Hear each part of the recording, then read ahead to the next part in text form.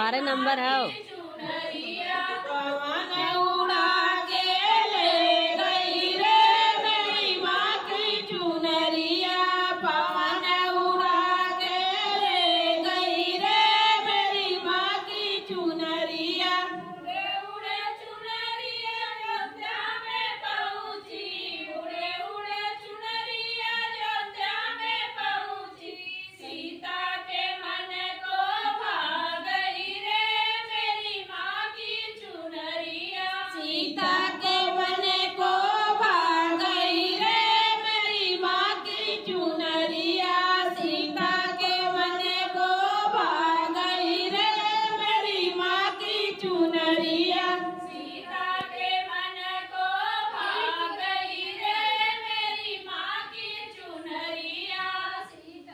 सीता के मन को भा गई रे मेरी माँ की चुनरिया।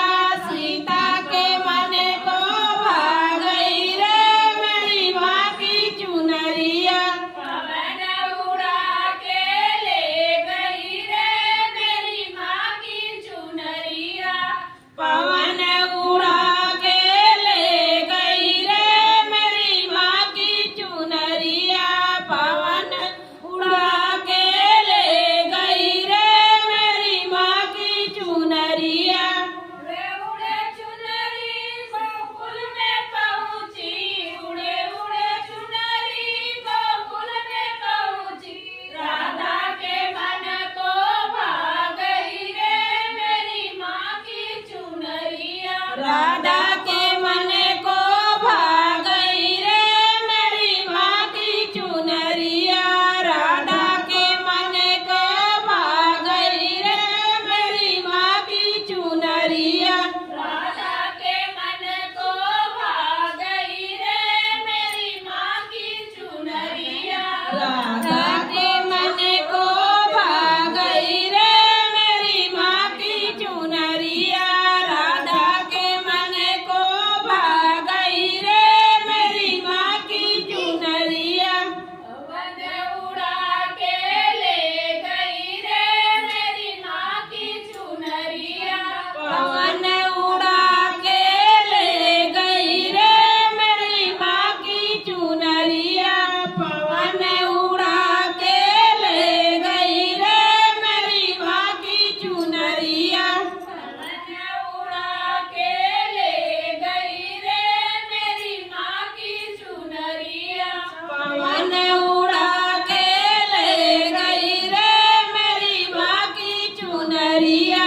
पवन उड़ा के ले गई रे मेरी माँ की चुनरिया। उड़े उड़े चुनरी सत्संग में पहुँची। उड़े उड़े चुनरी सत्संग में पहुँची।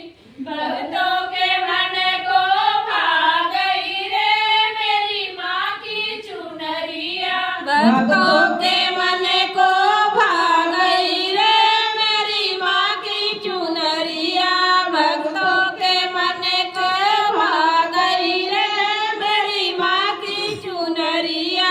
भक्तों के मन को भा गई रे मेरी माँ की चुनरिया। भक्तों के मन को भा गई रे मेरी माँ की चुनरिया। भक्तों के मन को भा गई रे मेरी माँ की चुनरिया। पवन उड़ा के ले गई रे मेरी माँ की चुनरिया। पवन उड़ा के ले गई रे मेरी माँ की चुनरिया। पवन उड़ा के ले गई रे मेरी माँ की चुनरिया। बोला दुर्गा मैया